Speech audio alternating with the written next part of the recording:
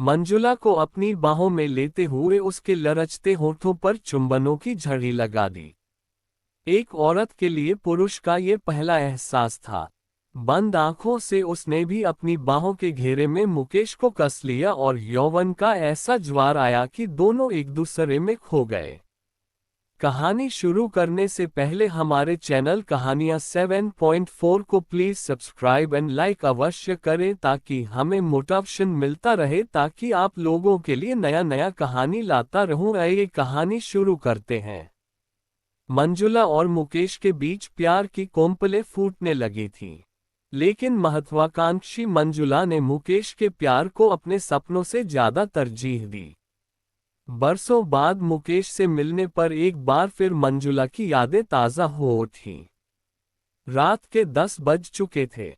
मरीजों को निपटा कर मंजुला प्रियदर्शिनी अपने क्लिनिक में अकेली बैठी थी।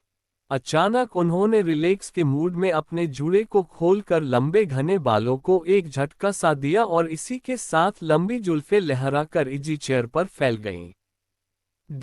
मंजुला इजी चेयर से उठी और क्लिनिक के बगल में बने शानदार बाथरूम के आदमकद शीशे में अपने पूरे व्यक्तित्व को निहारने लगी। दिन भर की भीड़-भाड़ भरी व्यस्त जिंदगी में मंजुला अपने को भूल सी जाती है। जिसको समय का ही ध्यान नहीं रहता वह अपना ध्यान कैसे रख सकता है। किंतु समय तो अपनी गति से चलता ही जाता है ना। शहर के पॉश इलाके में बना उनका नर्सिंग होम और क्लिनिक उन्हें इतना समय ही नहीं देते कि वह मरीजों को छोड़कर अपने बारे में सोच सकें। मंजुला ने अपनी संपन्नता अथक मेहनत से अर्जित की थी। वह अपनी व्यस्ततम जिंदगी से जब भी कुछ पल अपने लिए निकालती तो उनका अकेलापन उन्हें काटने को दौड़ता था। आखिर थी तो वह भी एक औरत ही ना। अपने को आईने में देखा तो 45-50 की प्रियदर्शिनी का एक अछूता सा मादक सौंदर्य और यौवन उन्हें थिरकता नजर आया। बालों में थोड़ी सफेदी तो आ गई थी पर उसे स्वाभाविक रंग में रंग कर उन्होंने कलात्मकता से छिपा रखा था। मंजुला के मन के एक कोने से आवाज आई, काश कोई उनके आज भी छिपे हुए मादक यौवन और गदराए देह को अपनी सबल बाहों में थाम लेता और उन्हें मसल कर रख देता। एक अनछुई सिहरन उनके मन प्राणों में समा गई। औरत के मन की यह अद्भुत विशेषता और विरोधाभास भी है कि वह जो अंतर्मन से चाहती है उसे शायद शब्दों में अभिव्यक्त नहीं कर पाती। इसीलिए नारी अपनी कामनाओं को तब तक छिपा कर रखती है जब तक भावनाओं की आंधी में बहा कर ले जाने वाला और उसकी अस्मिता की रक्षा करने का आश्वासन देने वाला कोई सबल पुरुष उसके रास्ते में न आ जाए। बाथरूम से निकल कर मंजुला अपने केबिन में आई और इजी चेयर पर बैठते ही सिर पीछे की ओर टिका दिया। घर जाने का अभी मन नहीं कर रहा था, अतः आंखें बंद कर वह अतीत में खोसी गई। 20 वर्ष पहले वह मेडिकल कॉलेज में फाइनल की छात्रा थी। बिल्कुल रिजर्व और अंतर्मुखी। लड़के भंवरा बनकर उस पर मंडराते थे क्योंकि मंजुला प्रियदर्शिनी एक कलाकार के सांचे में ढली हुई चलती फिरती प्रतिमा सी लगती थी। अद्भुत देहयष्टि और खिलाखिला सा रूपवर्ग, उस पर काले काले घुंघराले बाल और कजरारे नैननक्श की मलिका मंजुला जिधर से निकलती मंचलों पर बिजलियां सी टूट पड़ती पर वह किसी को घास न डालती। कोई लड़का उस पर डोरे डालने का साहस भी नहीं जुटा पाता क्योंकि उसके पिता मनोरम पुलिस के आला अफसर थे और मां माधुरी कलेक्टर जो थी। मुकेश कब और कैसे मंजुला के जीवन में आ गया इसे शायद स्वयं मंजुला भी न समझ सकी। वह लजीला सा नवयुवक उसका सहपाठी तो था पर कभी उसने मंजुला की ओर आंख उठाकर भर नजर देखा तक नहीं था, जबकि दूसरे लड़के मंजुला को देखकर दबी जबान कुछ न कुछ फप्तियां कस ही देते थे। मंजुला कभी मुकेश को लाइब्रेरी के एक कोने में चुपचाप किताबों में डूबा हुआ देखती या फिर कक्षा से निकलकर घर जाते हुए। इस अंतर्मुखी लड़के के प्रति उसकी उत्सुकता बढ़ती जाती, किंतु उसका अहम कोई पहल करने से उसे रोक देता। मंजुला को उस दिन बड़ा आश्चर्य हुआ जब मुकेश ने उसके समीप आकर पूछा, आप इतनी चुप चुप क्यों रहती हैं? क्या आपको ऐसा नहीं लगता कि इस तरह रहने से आपको डिप्रेशन या हाई ब्लड प्रेशर की बीमारी हो सकती है? मंजुला उसके भोलेपन पर मन ही मन मुस्कुरा उठी, साथ ही उसके शरारती मन को टटोलने का प्रयास भी करने लगी। ऊपर से सीधा सादा दिखने वाला ये लड़का अंदर से थोड़ा शरारती भी है। तभी तो इतना खूबसूरत बहाना ढूंढा है उससे बात करने का या उसके करीब आने का। फिर भी बनावटी मुस्कुराहट के साथ उसने जवाब दिया, नहीं तो मुझे तो कुछ ऐसा नहीं लगता। मुकेश बड़ी विनम्रता से बोला, यदि मैं कैंटीन में चलकर आपको एक कप कॉफी पीने का निमंत्रण दूं तो आप बुरा तो न मानेंगी। इस बार मंजुला उसके भोलेपन पर सचमुच खिलखिला उठी, चलिए, आई डोंट माइंड। कॉफी पीते पीते ही मंजुला से मुकेश का परिचय हुआ। मुकेश एक मध्यवर्ग के संभ्रांत परिवार का लड़का था। घर में उसकी माँ थी, दो बड़ी बहनें थीं, जिनकी शादियां हो चुकी थीं और वे अपनी अपनी गृहस्थी में खुश थीं। मुकेश के पिता एक सरकारी मुलाजिम थे जो लगभग 2 वर्ष पहले बीमारी के चलते दिवंगत हो चुके थे। माँ को पिता की सरकारी नौकरी की पेंशन मिलती थी, किंतु गृहस्थी की गाड़ी चलाने के लिए और अपनी मेडिकल की पढ़ाई पूरी करने के लिए मुकेश कॉलेज के बाद ट्यूशन पढ़ाया करता था। मंजुला ने जैसे ही अपने बारे में मुकेश को बताना शुरू किया, उसने बीच में ही उससे टोक दिया, मैडम, क्यों कॉफी ठंडी कर रही हैं? आपके बारे में मैं तो क्या ये पूरा मेडिकल कॉलेज जानता है कि आपके माता पिता क्या हैं? मंजुला सीधे साधे मुकेश के प्रति एक अनजाना सा खिंचाव महसूस करने लगी थी। उसने अपने मन से कई बार पूछा कि कहीं वह मुकेश से प्यार तो नहीं करने लगी है। नारी का मनोविज्ञान सदियों से वही रहा है जो आज है और आगे भी वही रहेगा। हर स्त्री के मन में प्यार और प्रशंसा पाने की ललक होती है, चाहे वह अवचेतन की किसी अतल गहराइयों में ही छिपी हो, जिसे वह समझ नहीं पाती या जाहिर नहीं कर पाती। खैर, इस प्रकार मंजुला के जीवन में प्यार बनकर मुकेश कब आ गया, इसे न मंजुला समझ पाए न मुकेश। दोनों का प्यार परवान चढ़ता रहा।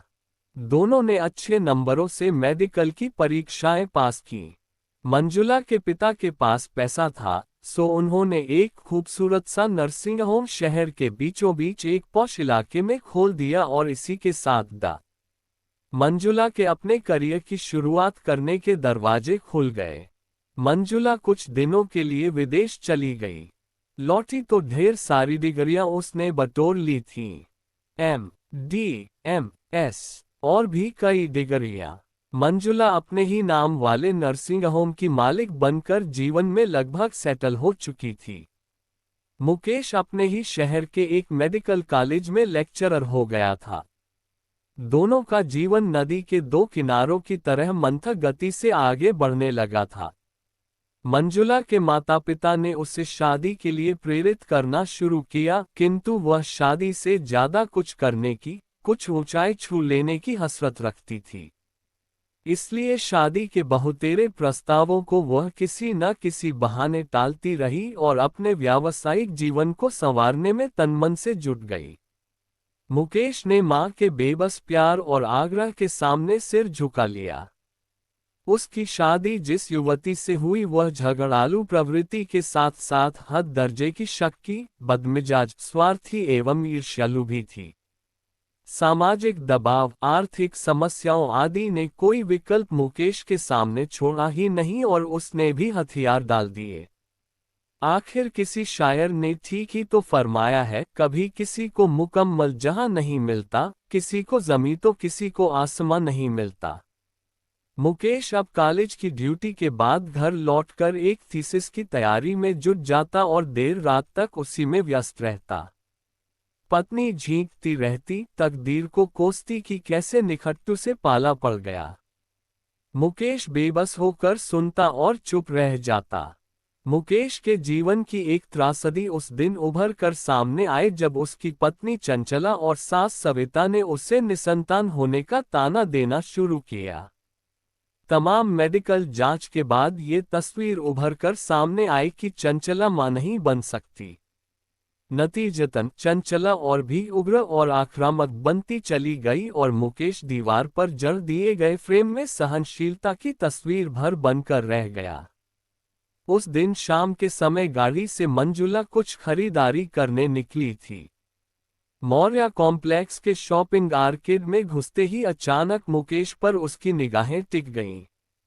दोनों के बीच औपचारिक बातों के बाद मंजुला ने उसे अगले दिन अपने नर्सिंग होम में आकर बातचीत करने का निमंत्रण दिया।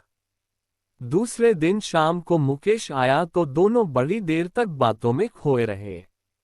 रात घिर आई, बातों का सिलसिला टूटा तो घड़ी पर नजर गई। 12 बज चुके थे। मुकेश बाहर निकला तो हल्की बूंदाबांदी शुरू हो गई।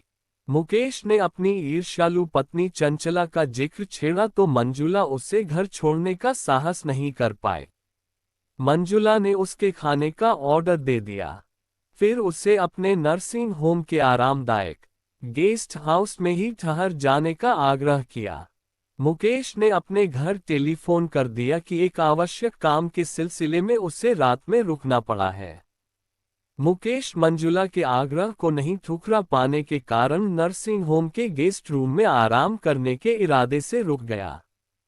खाना खाने के बाद मुकेश को गुड नाइट कहकर मंजुला अपने निकटवर्ती आवास में आराम करने चली गई। मुकेश ने बत्ती बुझाकर थोड़ी झपकियां ही ली थीं कि उसके दरवाजे पर हल्की दस्तक हुई। उसने अंदर से ही पूछा, कौन? मैं हूं, मंजुला। इस आवाज ने उसे चौंका दिया। मुकेश ने दरवाजा खोला और बत्ती जला दी। मुकेश विस्मित सा मंजुला को सिर से पांव तक निहारता ही रह गया। कांधे तक लहराते गैसुओं और मंजुला की आकर्षक देहयष्टि को एक पारदर्शी नाइटी में देखकर कोई भी होता तो घबरा जाता। मंजुला कमरे की धीमी रोशनी में साक्षात सौंदर्य की प्रतिमा लग रही थी और उसके अंगन से रूप की मदिरा छलक रही थी। फिर भी अपने ऊपर संयम का आवरण ओढ़े मुकेश ने धीमे स्वर में पूछा, इतनी रात गए? क्या बात है? मंजुला ने उबासियां लेते हुए अंगड़ाई ली तो उसके मादक यौवन में एक तरह का खुला आमंत्रण था जो कह रहा था कि मुकेश, अपनी बाहों में मुझे थाम लो। वह पुरुष था, एक औरत के खुले आमंत्रण को कैसे ठुकरा सकता था, वह भी उसे जिसे वह दिल से चाहता है। मुकेश अपने को रोक न सका और मंजुला को अपनी बाहों में लेते हुए उसके लरचते होठों पर चुंबनों की झड़ी लगा दी। मंजुला तो मानो किसी दूसरी दुनिया में तिर रही थी। एक औरत के लिए पुरुष का ये पहला एहसास था। बंद आंखों से उसने भी अपनी बाहों के घेरे में मुकेश को कस लिया और यौवन का ऐसा ज्वार आया कि दोनों एक दूसरे में खो गए। इस सुखद एहसास की पुनरावृत्ति मंजुला के जीवन में दोबारा नहीं हो सकी क्योंकि घटनाओं का सिलसिला ऐसा चला कि मुकेश का तबादला दूसरे शहर के एक प्रतिष्ठित मेडिकल कॉलेज में हो गया।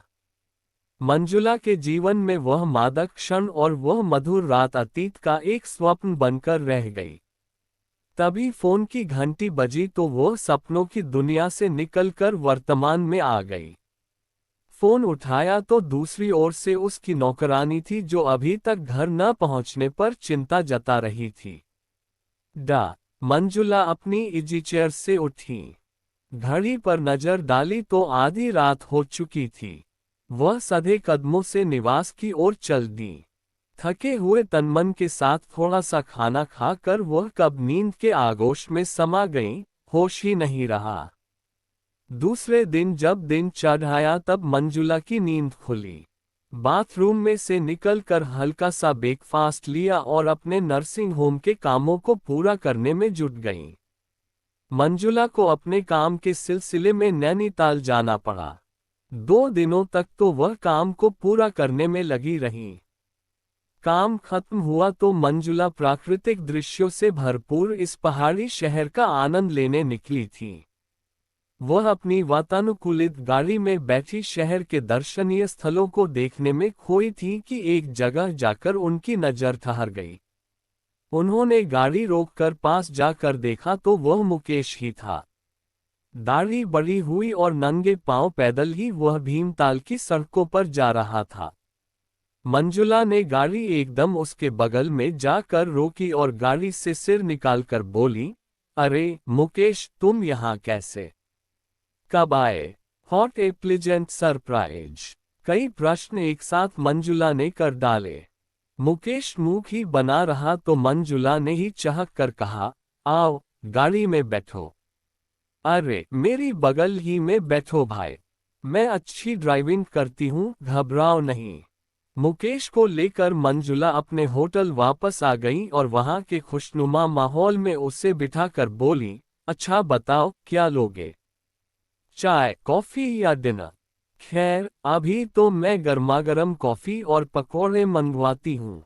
मुकेश ने कॉफी में उसका साथ देते हुए अपनी चुप्पी तोड़ी। मंजुला, मेरी ये दशा देखकर तुम्हें आश्चर्य हो रहा होगा, पर यह वक्त की मार है जो मैं अकेले यहाँ झेल रहा हूँ। यहाँ आने के कुछ महीनों बाद माँ की मृत्यु हो गई। पत्नी चंचला पिछले साल ब्रेन फीवर की बीमारी से चल बसी। जीवन की इस त्रासदी को अकेले झेल रहा हूँ। अपनी कहानी बताते बताते मुकेश की आंखें भर आई थीं।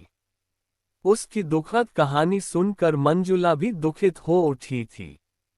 मुकेश चलने के लिए उठा तो मंजुला ने उसके कंधे पर हाथ रखकर उसे बिठा लिया, फिर याचना भरे स्वर में बोली, इतने दिनों बाद मिले हो तो कम से कम आज तो साथ में बैठकर खाना खा लो, फिर जहां जाना है चले जाना। थोड़ी देर बाद ही होटल के कमरे में खाना आ गया। दोनों आमने सामने बैठकर खाना खा रहे थे। मंजुला ने मुकेश की आंखों में झांकते हुए पूछा, मुकेश, मुझसे शादी करोगे?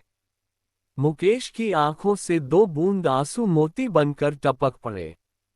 मंजुला, तुमने इतनी प्रतीक्षा क्यों कराई? काश तुम मेरे जीवन में पहली किरण बनकर आ जाती तो जीवन में इतना भटकाव तो ना आता। इन शब्दों को सुनने के बाद मंजुला ने मुकेश के दोनों हाथों को जोर से जकड़ लिया और उसके कंधे पर सिर रखकर मंद मंद मुस्कुराने लगी।